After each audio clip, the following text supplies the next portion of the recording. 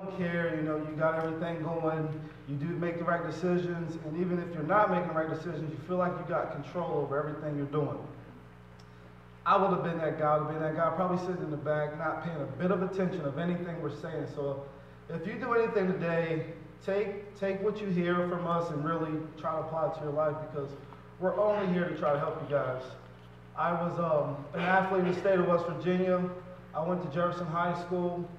I ran track, I played football, and basketball.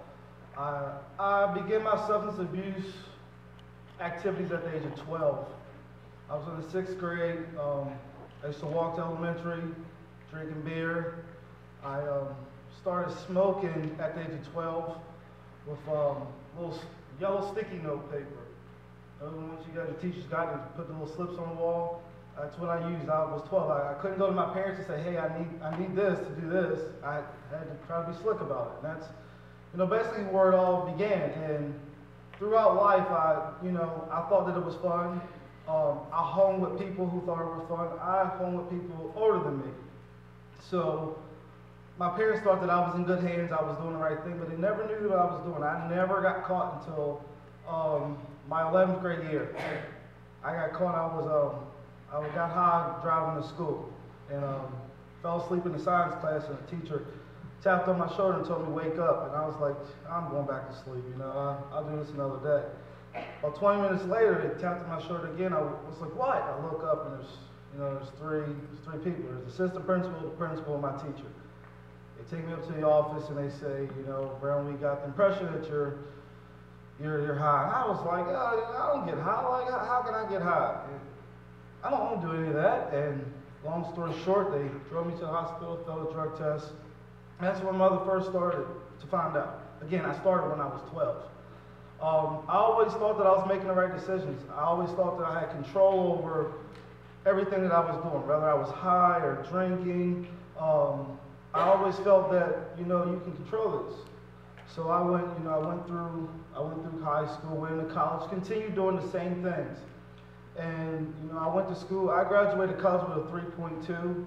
I graduated high school with 3.4. I was first team All-State.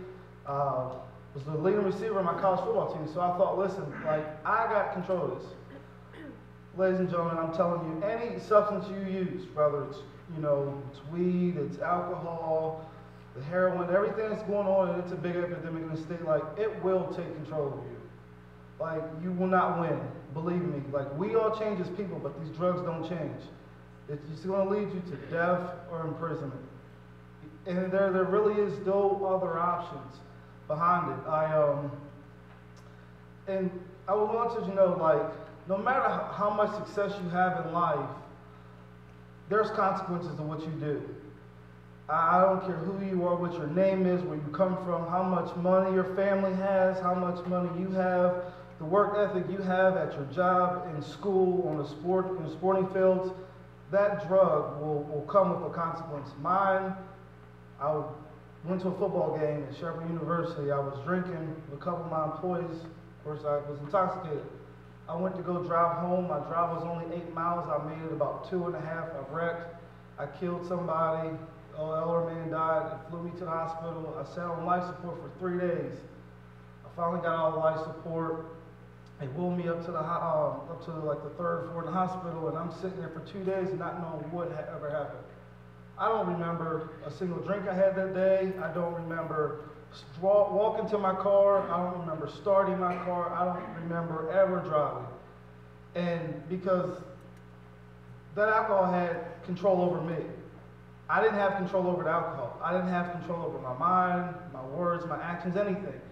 And it just goes to show that somebody who's been doing this since he was 12, it took him to 27 to actually get that wake-up call. I don't want any of you guys in here to get a wake-up call that you killed somebody, or your parents to get that phone call that you didn't make it, you know, you overdosed. Like, you have a great opportunity in life right now to make decisions that is going to dictate your future. And I know I used to think and say, well, oh man, well you're under 18, nothing, your past gets erased. When I went to court, I'll never forget it, I was sitting there and I was in my sentencing. I asked for 2 years of house arrest and the prosecuting attorney asked for 2 years imprisonment. And you know, we started, oh, Mr. Brown's a good kid. He's went to college. I coach football at Fairmont State. He's a supervisor at FedEx, and he's a homebound teacher for the state. He's done everything he's supposed to do, never really been in trouble. You know, one of the first things that somebody brought up on the stage when they went to talk about me, well, in high school, he got kicked out of school for smoking weed. They went all the way back till I was something that I did over 12 years ago to try to, you know, attack my character as a person. Which means, like, fellas, ladies, everything you do right now, somebody's going to remember. You cannot erase what you've done. We all can be blessed with another day to get better, but each and every decision we make comes with an impact.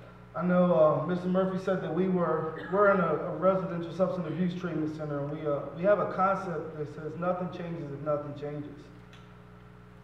So it took me to come to prison to realize that, like, as long as I continue to drink, as long as I continue to smoke and to do the things that I was going to do, like, nothing in me would change. No matter how successful I got in life, no matter, you know, how much money I was making, no matter how high of an education I had, like, Josh Brown didn't change. I'm the same guy at 27 as I was at 12. I stayed in that mindset, and life has so much more to offer than that little fun time, and trust me, that day that I was drinking wasn't worth everything I've been through. I mean, I have a 5-year-old son I haven't seen in almost 2 years. I've paid almost $30,000 of money for this one accident. It just wasn't worth it. And you know, some of you athletes are out here, you want to go beyond Bridgeport High School, you want to go to college, and some of you may have dreams to go to a professional level. Like, your body's going to be put through tasks that, you know, you just cannot go through while on these different substances. So, like, my thing to you is, you know, like, how bad do you really love the sport that you play? How bad do you really want to see success and you know, make your parents proud?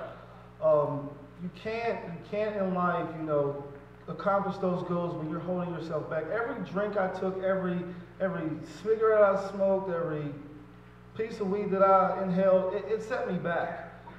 Like, no matter how successful I was, like, it took me back beyond where everybody else of my peers are. And some of my peers that, you know, haven't been as successful as me in sports and in the workforce are doing a lot better than me because I can't work. You know, I make right now $23 a month, and that's in the substance abuse program. I think, you know, the highest paid job on our compound is like $81 a month.